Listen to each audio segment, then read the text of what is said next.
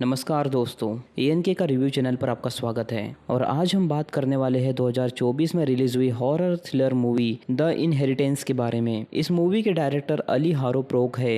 ये फिल्म 2021 में ही बनकर तैयार हो चुकी थी, लेकिन इसे आने में काफी टाइम लग गया। काफी इंतजार के बाद ये मूवी नेटफ्लिक्स पर रिलीज हो गई है। तो ये मूवी खास क्यों है आपको आगे वीडियो में पता चलेगा। बाकी इस मूवी से रिलेटेड थोड़ी बहुत बातें हम वीडियो के लास्ट में करेंगे। Now let's explain this movie की शुरुआत होती है एम्बर नीथी मेंसन से। अपने चारों बच्चों को अपने 75वें जन्मदिन के लिए बुलाया है। यह परिवार 2 साल बाद फिर से एक साथ मिलने जा रहा है, क्योंकि 2 साल पहले उनकी मां की मृत्यु हो गई थी और तभी से वो दोनों एक दूसरे से नहीं मिले हैं। इस परिवार में 4 बच्चे हैं, केमी, डू, मेडलिन और सीजे। सबसे बड़े बच्चे सीजे और मेडलिन हैं, जो अपने पिता के बिजनेस के अलग अलग हिस्सों को संभालते हैं। डू जो हमेशा अपने पिता के बिजनेस से दूर रहता है और चैरिटी डिवीजन देखता है, जबकि केमी जो सोशल मीडिया इन्फ्लुएंसर है, अपने पिता से अलग एक नाम कमा चुकी है। इनमें से ट्विंस सीजे और मेडलिन हैं, जिन्हें केमी और डू से थोड़ी जलन है, क्योंकि ये दोनों अपनी जिंदगी खुलकर जी रहे हैं, क्योंकि इन्हें अपने जीवन का एक बड़ा हिस्सा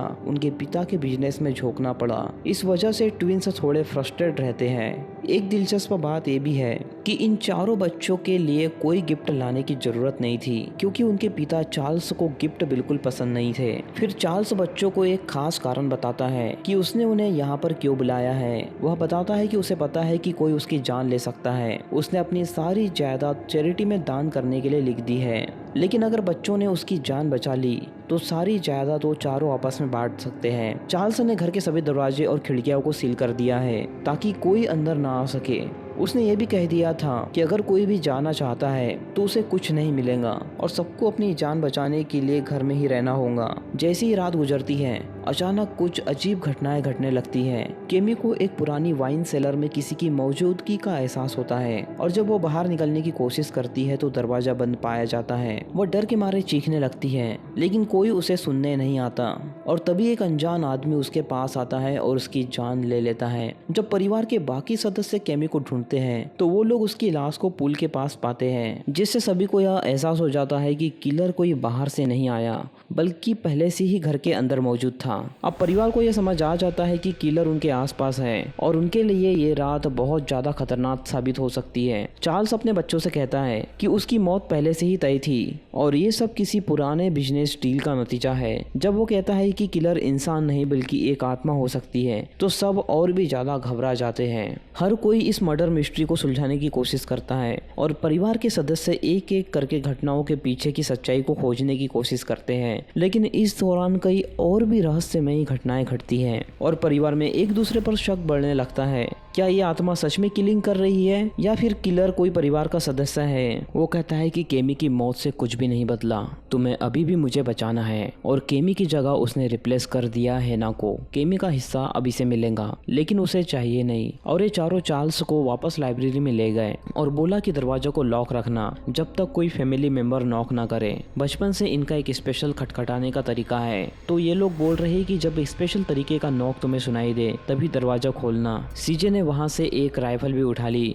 जिसकी सिर पर 2 गोलियां थी। अब चारों लोग बाहर निकल आए। तब ड्रू ने बोलता है कि हमें एक एक रूम को अच्छी तरह से चेक करना होगा, लेकिन ट्विस ने मना कर दिया। उसका कहना था कि अगर कोई घर के अंदर नहीं आ सकता तो मतलब कि किलर पहले से ही घर के अंदर था। इसका सीधा सा मतलब यही है कि किलर हम में से एक है। और क्योंकि यही दोनों केमी के बारे में पूछते हुए टिप्स के पास आए थे, तो टिप्स को इन दोनों के ऊपर शक होता है, और शक तो होना भी चाहिए। केमी को हेना ने रिप्लेस जो कर दिया, क्योंकि केमी के मरने के बाद जायदाद का सारा हिस्सा हेना को मिलने वाला था। ट्विंस को मरना नहीं है, इसलिए वो सेफ्टी के लिए इन दोनों से अलग हो जाता है। फिर ये दोनों दोबारा पुल के पास जाते हैं केमी की लाश को देखने के लिए, लेकिन लाश वहाँ से गायब हो चुकी थी। ये देखते ही हेना ने ड्रू को साफ बोल दिया कि जायदाद गई भाड़ में, हमें कोई एग्जिट डोर ढूंढकर यहाँ से निकलना होगा। चलो मान लेते हैं कि जायदाद गई भाड़ में, लेकिन वहाँ पर उनका बाप भी तो मौजूद है ना, जिसे उन्हें बचाना है। इधर मेडलिन केमी के रूम में पहुंची तो अंधेरे में उसे केमी दिखाई दे रही थी। तभी वहाँ पर सीजी आया और उसने लाइट ऑन कर दी, तो पता चला कि वो केमी की पेंटिंग है। यहाँ पर मेडलिन सीजी को बताती है कि मुझे एक लड़का पसंद था, मैं उसके साथ एंगेज थी, लेकिन डैड ने हमारी शादी नहीं होने दी क्योंकि वो हमारे लेवल का नहीं था। लेकिन जब ड्रू को हेना पसंद आई, जो कि एकदम गरीब थी। तब डैड ने कोई आपत्ति नहीं जताई। सारी पाबंदियां सिर्फ हमारे ऊपर ही है, इसलिए चार्ल्स को कुछ खास पसंद नहीं करते। सगी बेटी के मरते ही चार्ल्स ने उसकी जगह हेना को दे दी, तो इन दोनों के साथ भी वही होगा। इन्होंने पूरा जीवन डैड के लिए झोंक दिया। तब सीजे कहता है कि इससे पहले कि वो दोनों हमें रिप्लेस करें, हमें उन्हें रास्ते से हटाना होगा। उधर एग्जिट रूम ढूंढते हुए वो दोनों एक एंटीक रूम में पहुंच जाते हैं, जहां पर एग्जॉस्ट वाला पसुजू भी रखा है। एग्जॉस्ट यानी कि किसी को पजेस कर लेना या फिर अपने वश में कर लेना। एक काइंड ऑफ उन्हें एग्जिट मिल गया, जिसके पार हेना जा रही थी, लेकिन बीच में अटक गई। ड्रू ने बड़ी मुश्किल से उसे अपने तरफ खींचा और तभी सारे स्टेच्यू उसकी तरफ मुड़ गए और साथ ही ऊपर से लाइट भी बंद हो गई। अब वो दोनों बाहर निकलने की कोशिश कर रहे थे, लेकिन जिस साइड भी वो जाने की कोशिश कर रहे थे, रास्ता अपने आप ब्लॉक हो जा रहा था। दोनों फंसते जा रहे थे। फिर भी किसी तरह फुर्ती दिखाते हुए वो बाहर निकल गए और जाते जाते उन्होंने उस किलर यानी कि आत्मा की एक झलक भी देख ली। जैसे ही बाहर निकले उन्हें फैमिली नॉक सुनाई देने लगी, जो आ रही थी बड़े से वार्ड के पास से।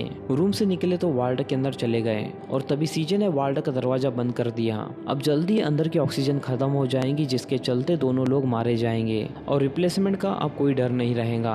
मेन बात तो ये है कि इन दोनों को पता नहीं कि दरवाजा बंद किसने किया। दोनों सोच रहे थे कि अब आगे क्या करे। तभी उन्हें भी फैमिली नॉक सुनाई दी और जब पीछे मुड़कर देखा तो एक परछाई दिखाई दी। मेडलिन को लग रहा था कि केमी उसे बुला रही है। वो आगे गई तो उसे पैरों के निशान दिखाई दिए। इससे पहले कि वो दोनों कुछ समझ पाती, आत्मा ने उसे हवा में लटका दिया और फिर घसीटते हुए ले गई केमी के रूम में। गीले पैरों के निशान वहाँ पर भी थे और वह जा रहे थे केमी की पेंटिंग के तरफ। मेडलिन पेंटिंग के सामने जाकर खड़ी हो गई। तभी पेंटिंग पर खून बहने लगा और देखते देखते केमी खुद पेंटिंग के बाहर निकल आई। आते ही उसने मेडलिन के साथ इविल डेड वाला सीन बना दिया। तभी सीजे आया तो केमी उसकी तरफ चल दी और उसके माथे से जो खून निकल रहा था वो नीचे गिरने के बजाय हवा में ऊपर तैरने लगा। सीजे ने सीधा उसे गोली मार दी तो वो मुस्कुराते हुए गायब हो गई, क्योंकि गोली लगी उसके पीछे खड़ी मेडलिन को। सीजे के हाथों उसकी जुड़वा बहन को मरवा दिया और जल्द ही उसकी लाश भी अपने आप गायब हो गई। फिर सीजे ने सबसे पहले जाकर इन दोनों को फ्री किया और अगर 1-2 सेकेंड और लेट करता तो दोनों निपट जाते, इसलिए दोनों उसके गले लग रहे थे कि तू तो सोवियर है। अब सीजे उन्हें बता देता है कि मेडलिन भी अब मारी जा चुकी है, अब बस ये लोग ही बचे हैं और जैसे जैसे टाइम आधी रात के करीब आ जाएगा दिक्कतें और बढ़ेंगी। 12 बजे तक कोई नहीं बचेगा। सीजे कहता है कि तुम दोनों डेड के पास जाकर ठीक से उनसे पूछो उन्होंने ऐसा क्या किया था जिस वजह से हमें मरना पड़ रहा है। मेरे पास एक गोली बची है, मैं देखता हूँ कि क्या कर सकता हूँ। वो दोनों चार्ल्स के पास जा ही रहे होते हैं कि तभी आत्मा उसके पीछे लग गई और आत्मा से बचने के चक्कर में उन्हें एक सीक्रेट रूम मिला। उस सीक्रेट रूम के अंदर जाकर, जिसके अंदर सारी डार्क चीजें रखी हुई थी, वहाँ पर जो किताबें पड़ी थी उन्हें देखते ही सब कुछ क्लियर हो गया। दूसरी तरफ हम सीजे को देखते हैं, जिसे केम ने डराकर ऊपर से नीचे फेंक दिया, जिसकी वजह से वो पहले ही अधमरा हो चुका था। और तभी मेडलिन ने आकर उसके बचे हुई जान भी खींच ली।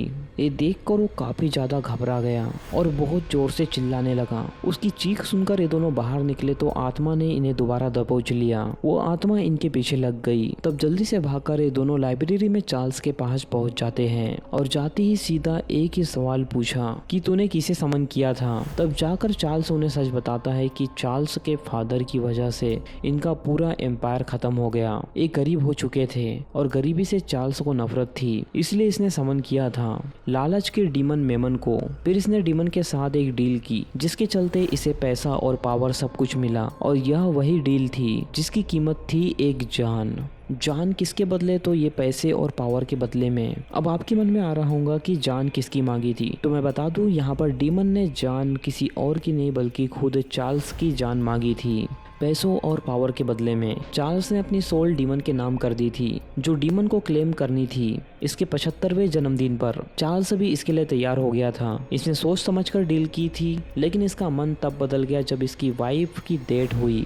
तब इसने सोचा कि अभी मुझे और जीना है, यानी कि यहाँ पर अब पूरी कहानी क्लियर हो चुकी है। इसने बच्चों को यहाँ पर इसलिए बुलाया कि ये लोग मुझे किसी तरह बचा लेंगे, लेकिन चार्ल्स को बिल्कुल भी नहीं पता था कि बच्चों को बुलाकर उसने यहाँ पर गलती करी है। उसने अपने बच्चों की भी जान दांव पर लगा दी थी। अरे बचाना था तो और भी लोग उसे बचाने के लिए वहाँ पर आ सकते थे, क्योंकि उसके पास पैसा और पावर सब कुछ थी, लेकिन उसने जान दांव पर लगाई तो अपने बच्चों की। ये कोई सेंस नहीं बना सिक्योरिटी वगैरह, बल्कि जितने ज्यादा लोग होते उतना बेहतर होता। लेकिन ऐसा ही क्यों? उसने आखिर बच्चों को ही क्यों बुलाया? क्योंकि डीमन के साथ वो एक और नई डील कर चुका था कि 75वें जन्मदिन के आने से पहले, यानी कि 12 बजने से पहले इसे अपनी पूरी ब्लड लाइन डीमन को सौंप देना होगा, तब ये आखिरी वारिस बचेगा। इसकी जान के बदले पूरा वंश जो इसने दे दिया था। बात पूरी करते ही उसने डूब को गोली मार दी। इसके बाद वो हेना को समझाता है कि मैंने तुझे जाने का मौका दिया था, पर अब तू जा नहीं सकती। उसने हेना के ऊपर गोली चला दी, लेकिन वो बचकर किसी तरह बाहर भाग गई। फिर नीचे उसे वही राइफल मिली जिसमें सिर्फ एक गोली बची हुई थी, और वो गोली हेना ने चार्ल्स के अंदर दाग दी।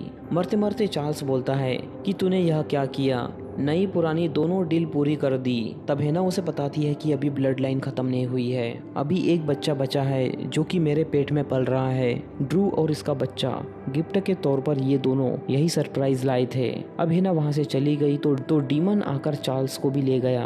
पहली बार हम डीम को ठीक से देख पाते हैं, और सुबह होकर जैसी माइल्स ने दरवाजा वहां पर खोला, हेना कार में बैठकर वहां से निकल गई। और इसी के साथ ये मूवी फाइनली यहीं पर खत्म हो गई।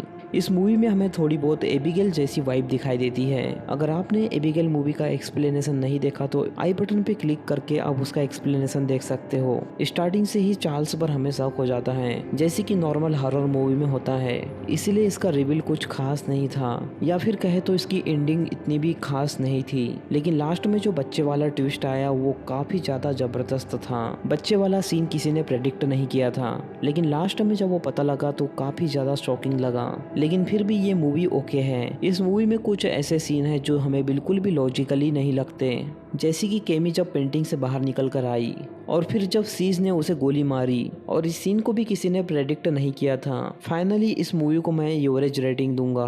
बाकी दोस्तों, और ऐसी ही हॉरर मूवी का एक्सप्लेनेशन देखने के लिए इस मूवी को लाइक और चैनल को सब्सक्राइब कर दीजिए। बाकी मैं मिलूंगा आपसे न्यू वीडियो में, तब तक के लिए love you, take care, bye bye.